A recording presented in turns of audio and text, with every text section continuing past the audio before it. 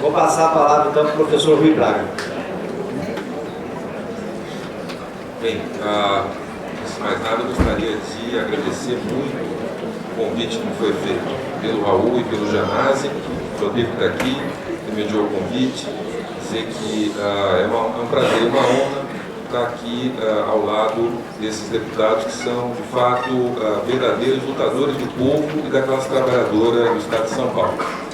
Eu fico muito feliz de estar aqui junto com a Luciana, companheira, amiga, e o Pininho, meu também amigo, companheiro, colega, enfim, de muitos anos. Lembrar que há pouco tempo atrás houve o aniversário de um ano do falecimento do Pinhão, e eu não poderia, evidentemente, começar essa minha intervenção aqui sem lembrar do Pinhão e pedir uma salva de palmas a ele.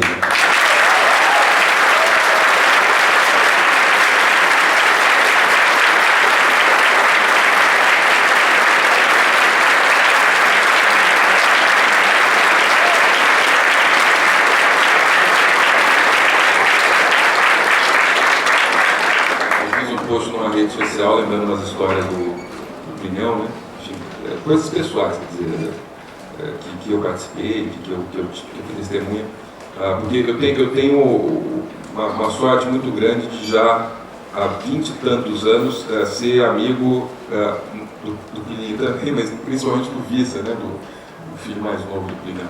Então eu postei algumas histórias na internet, no Facebook, e nunca tinha recebido tantos likes na minha vida pelo post. Então eu descobri que o Pinhão deve ser, provavelmente, a figura mais querida entre a esquerda brasileira que está presente no Facebook. E isso me deixou muito feliz.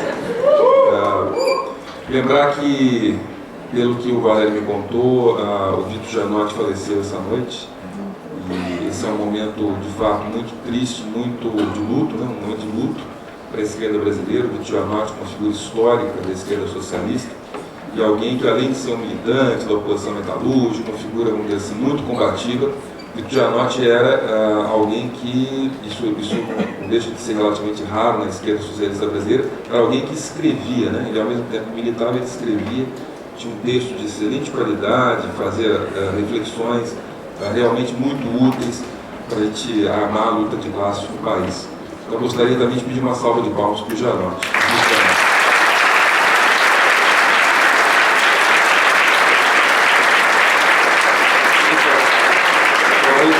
Queria só aumentar um pouquinho o volume do som aqui, amigo. Dá para aumentar mais um pouquinho o som aqui do Rui, porque tem algumas pessoas reclamando atrás. Claro. Tem alguns lugares aqui atrás também, amigo. Sem querer te cortar, tem alguns lugares aqui atrás. Né? Quem quiser sentar aqui, fica à vontade.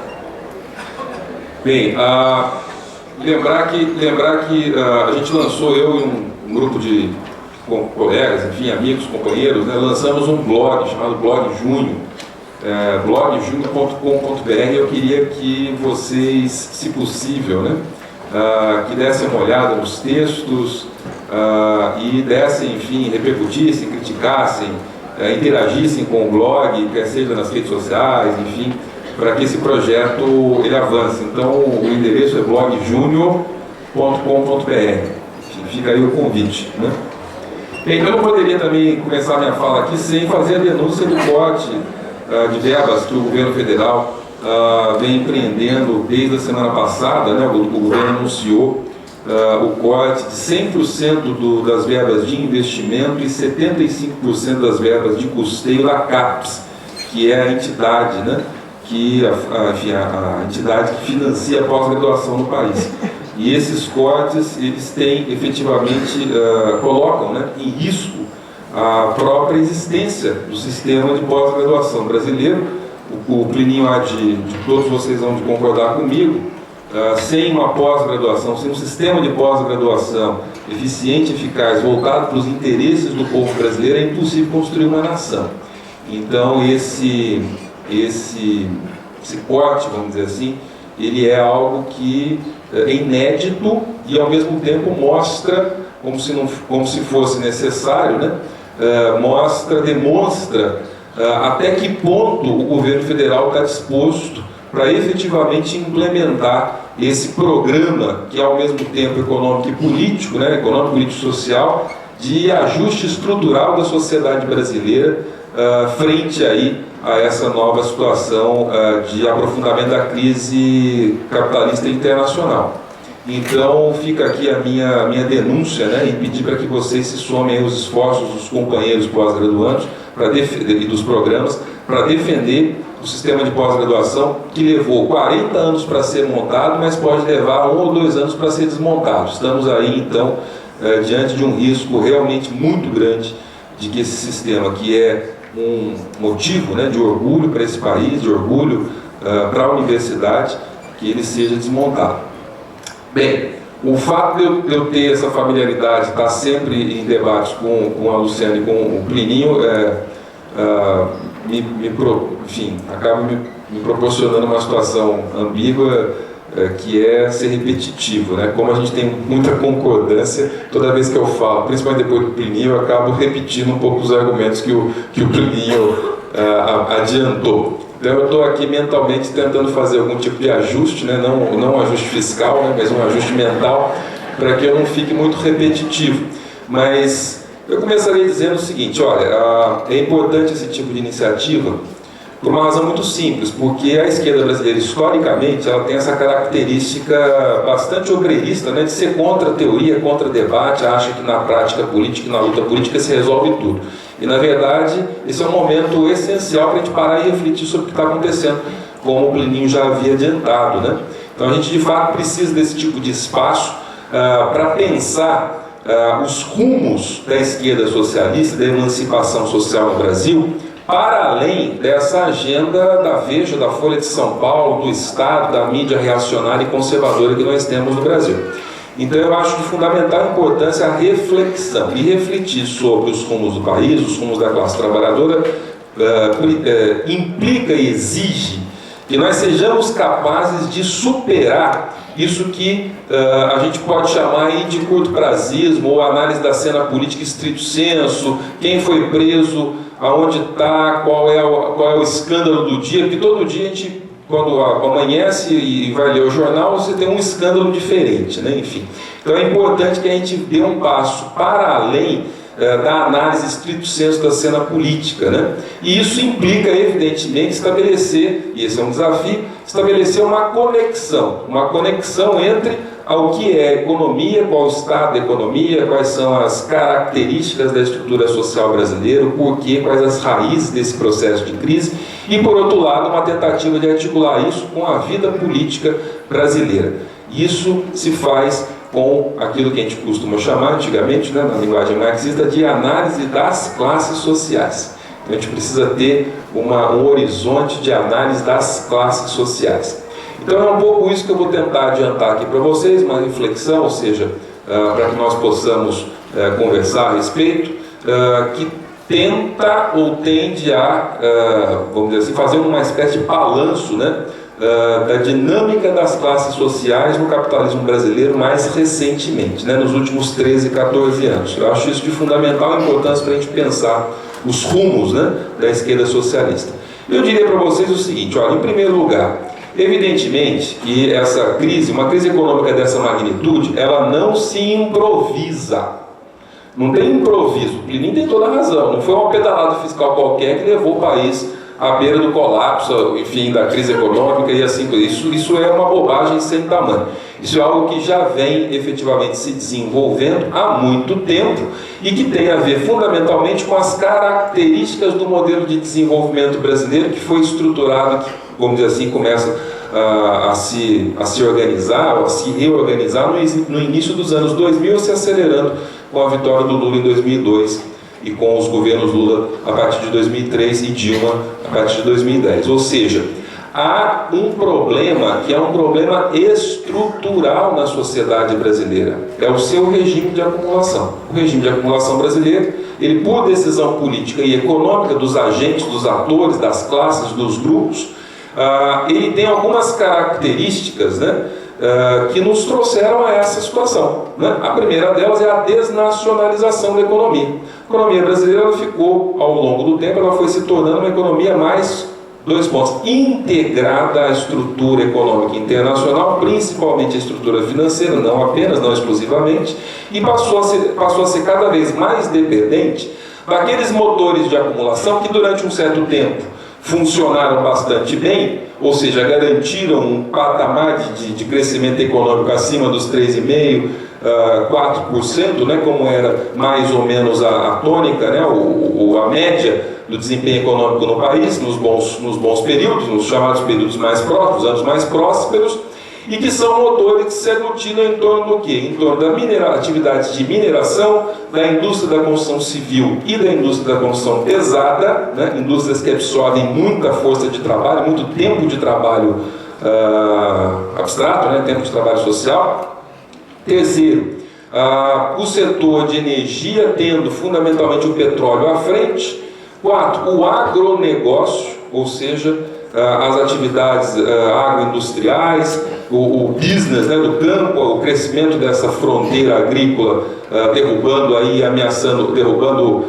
as áreas de preservação e ameaçando o meio ambiente.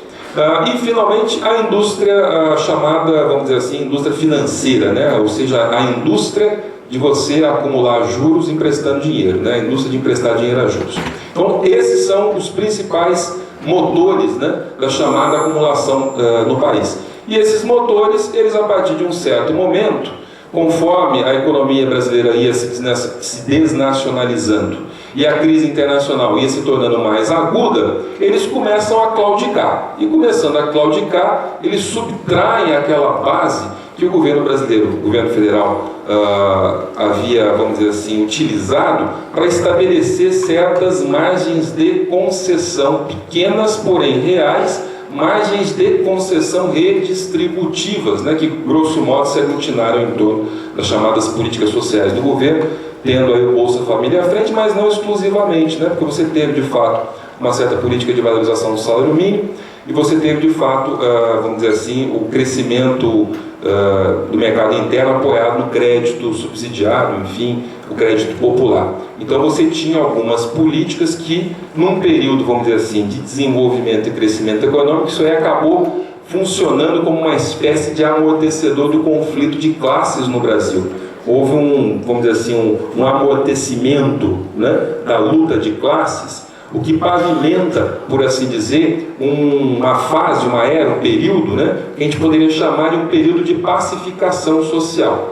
Esse período de pacificação social, de relativa pacificação social apoiada sobre o crescimento econômico nesses setores, né, ele basicamente serviu ou funcionou para consolidar um certo consentimento popular. Um consentimento popular que, entre outras coisas, ele esteve apoiado, sobretudo, né, na combinação de duas formas distintas, não é isso, de consentimento. Um consentimento que a gente pode chamar, que tem que ter uma característica mais passiva, que é o consentimento das massas populares que entram no mercado de trabalho ou entram no mercado de consumo, são absorvidas, por assim dizer, por esse período de crescimento, que se estende, grosso modo, de 2003 até 2010, 2011, né?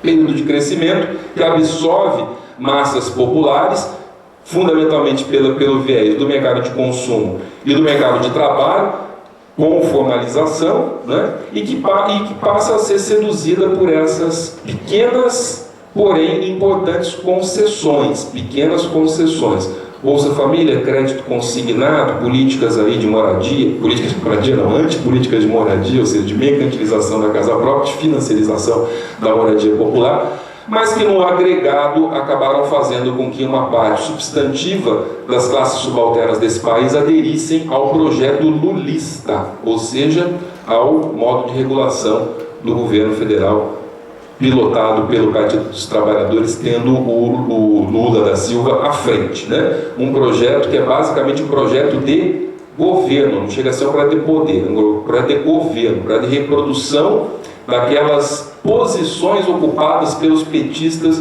no aparelho de Estado, ou seja, na burocracia de Estado.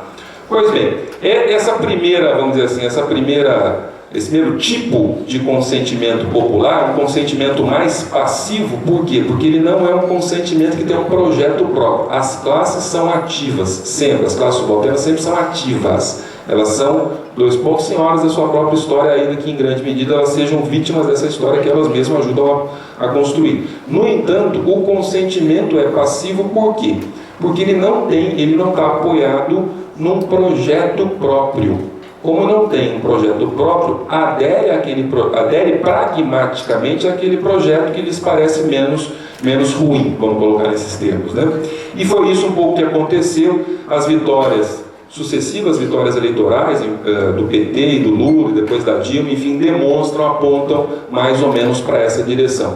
E esse consentimento passivo, ele foi o quê? Ele foi fundamentalmente coroado por um consentimento ativo das direções do movimento social, principalmente o movimento sindical brasileiro, que progressivamente foram se fundindo ao aparelho do Estado no país. Então você tem hoje milhares de cargos na estrutura, na máquina burocrática do aparelho de Estado brasileiro, que são sistematicamente posições importantes, posições que colocam sindicalistas, vamos dizer assim, numa situação em que eles decidem uma parte substantiva do investimento capitalista brasileiro. Eles vão progressivamente ocupando esses espaços, fundindo, né, uma parte daquilo que a gente poderia chamar de elite da burocracia sindical no país ao próprio aparelho de Estado. E isso consolida ou sedimenta um certo consentimento, ativo, esse sim com um projeto político próprio autônomo, que é exatamente a consolidação do poder burocrático no aparelho de Estado, através do aparelho de Estado, através dessa fusão da burocracia sindical com o aparelho de Estado brasileiro. Então, esse consentimento, a combinação, a articulação desses dois tipos de consentimento acabaram proporcionando aquilo que a gente poderia chamar de uma era de pacificação. Essa era de pacificação é que está fundamentalmente acabando agora. Ou seja, nós estamos aí diante do fim daquilo que a gente poderia chamar de paz social.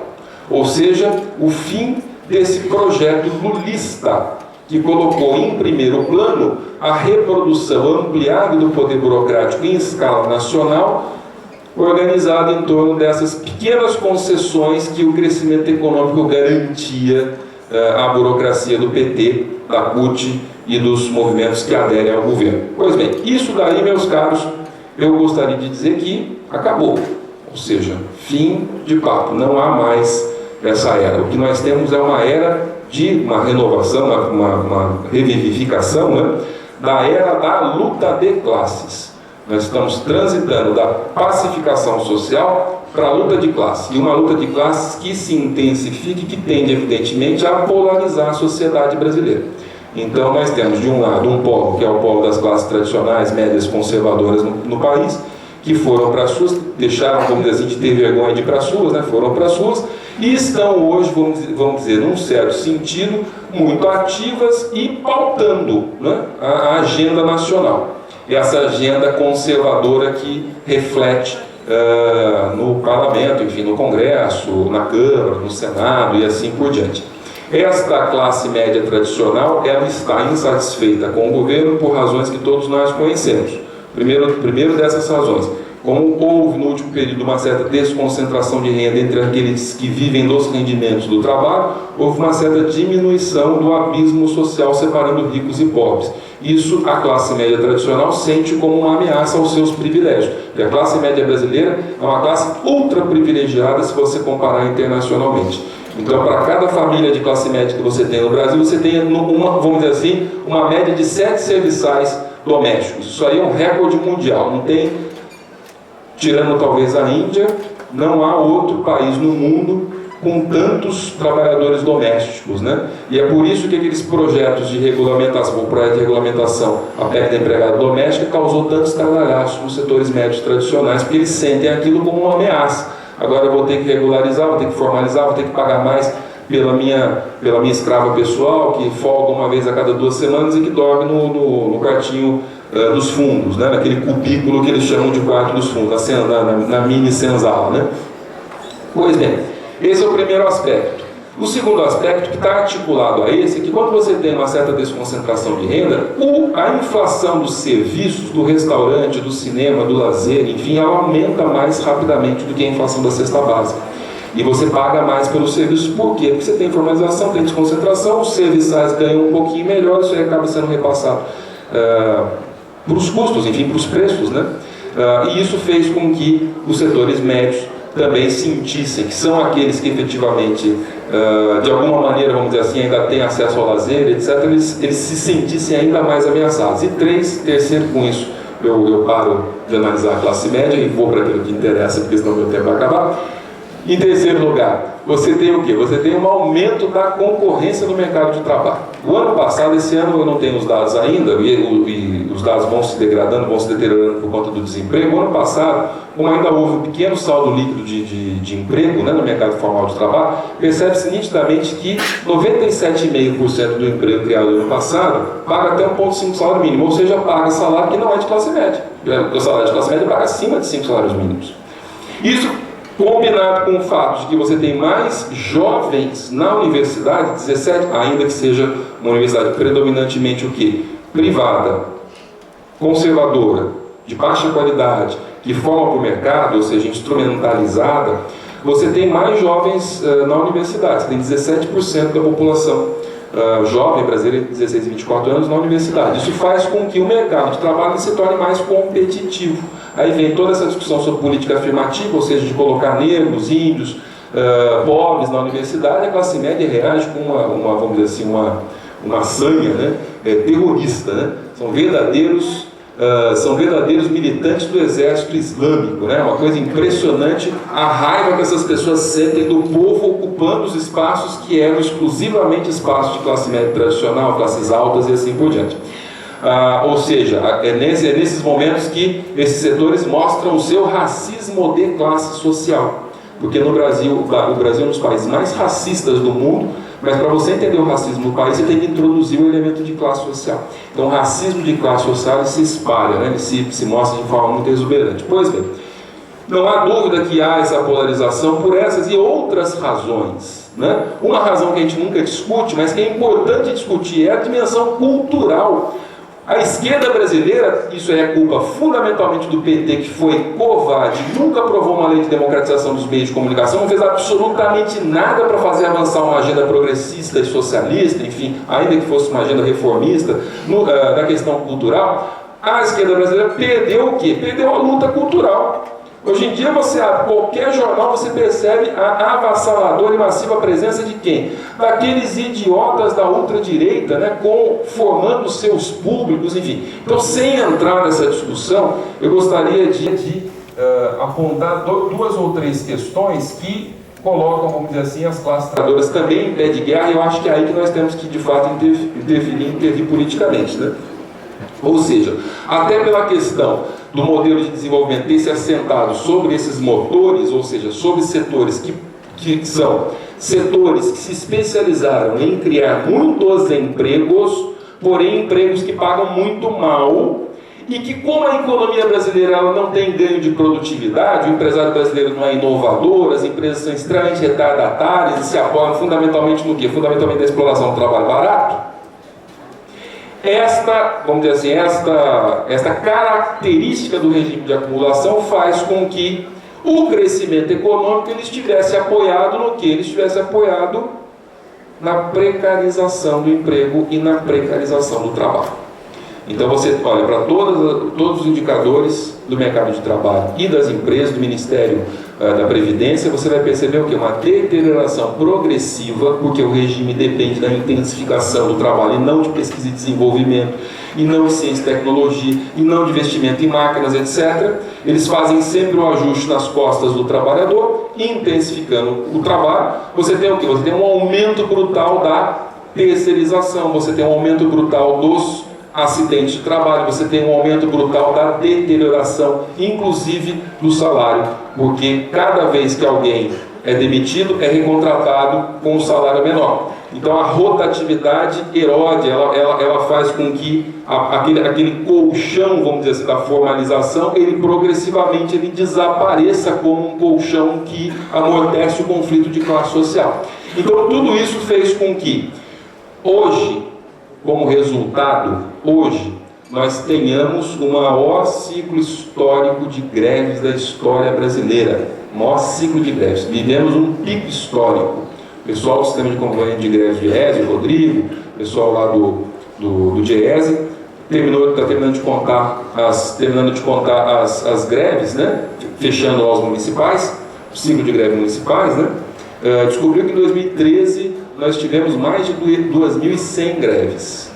E ou seja, o ano anterior, 2012, era 840, né, para 2.100, sendo que comparativamente falando com 89 e 90, né, você tinha 1.700 e 1.800, ou seja, do ponto de vista do número de greves, nós tivemos o maior pico histórico do ciclo grevista brasileiro. Nunca nesse país se fez tanta greve. Então, esse é um claro indicador de polarização. E um claro indicador também dos limites do mercado de trabalho. Por quê? Porque o empresário, quando vai pensar em algum tipo de investimento, ele pensa, olha, se eu for investir, esse pessoal está fazendo greve, então é melhor que fique no desemprego, entendeu? Não vou investir, é melhor que haja desemprego, porque como o Plinio lembrou, o desemprego, ele sem dúvida nenhuma disciplina o trabalho, ele é a principal arma de disciplinarização do trabalho. E o empresário tem essa prerrogativa, porque o empresário ele ganha numa mão que ele contrata, mas ele também demite, ele tem esse poder, tanto de contratação quanto de demissão, ou seja, depende em grande medida dele fundamentalmente a disciplinarização do trabalho. E é isso que está acontecendo hoje no país. Diante disso, você teve a emergência a partir de junho, não é isso? E é muito curioso que eu estou acabando de chegar na terra da Luciana, né? Fiquei uma semana lá em Porto Alegre, Congresso da Sociedade Brasileira de Sociologia. E é muito interessante que eu sou coordenador do GT, sou trabalho sindicalista, trabalho sindical em movimentos sociais, e esse ano nós tivemos, né, um relato bastante expressivo, né, grande, um número bastante grande, né, de comunicações que relatam o impacto positivo que teve junho sobre a dinâmica sindical.